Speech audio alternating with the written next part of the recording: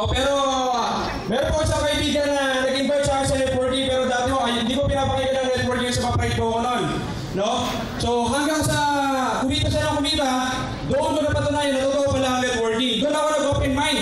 No? So habang sinasabi ko ito sa trabaho ko dati, yung networking, yung kinikita ko sa aficionado ng 15 days, dito kinikita ko lang ng 7 days! Grabe! Grabe, pero habang nag-start ako sa networking, ang daming pangyayari. Yung nainitan ka, nagmamotor ka, minsan huli ka ng LTO, ilan ba sa atin yung nangangarap na nalilipasan ka ng gutom, pero habang nagtutok ka, power ka pa rin. Minsan, 50 pesos na kalaman ng wallet mo. Pagkarap yung download mo, power pa rin. Kailangan eh. Tama eh. Diba?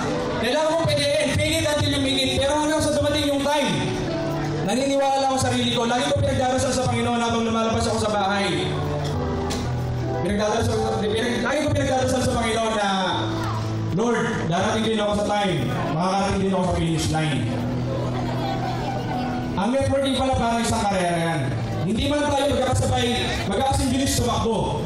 Kaibigan, huwag ka lang titigil. Makakarating ka rin sa finish line. Meron akong tips sa mga bago na naririto ngayon. No?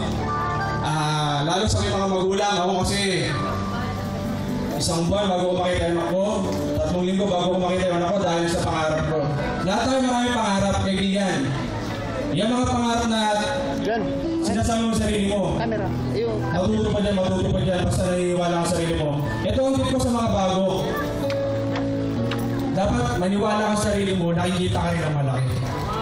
Dapat naniniwala ka sa Panginoon. Kung ano yung hinihiling mo, ibibigay niya yan. Totoo naman. Mag-ingat ka nga lang sa hinihiling mo. Lakihan mo na. Lakihan mo na. Pangalawa, kailangan mo ng commitment dito. Kasi mostly, yung ibang tao na nag-networking, kaya maaga nag-repeat o nag-repeat kasi wala silang commitment.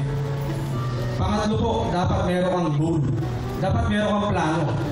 Ano ba yung plano mo ngayong buwan na to? Ano ba yung mga gusto mo kuha? Hindi mo lang dapat pala yung sinasabi, dapat sinusulat mo rin.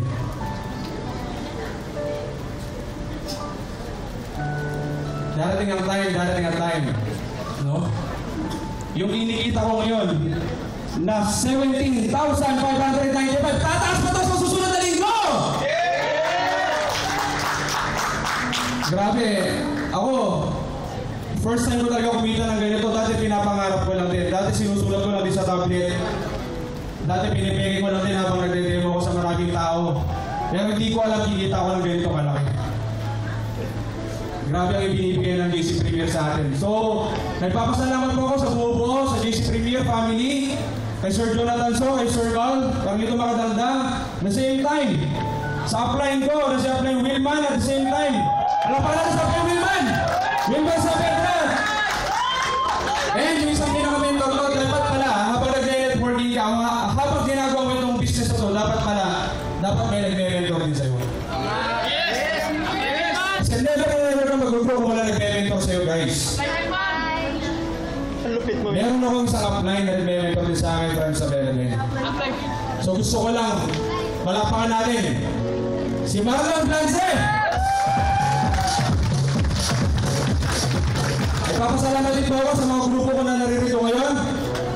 Kay partner Alma, kay partner Tres, sa mga investor namin dyan sa Kawayan, sa Bella. At the same time, yung bago kong investor na si Ma'am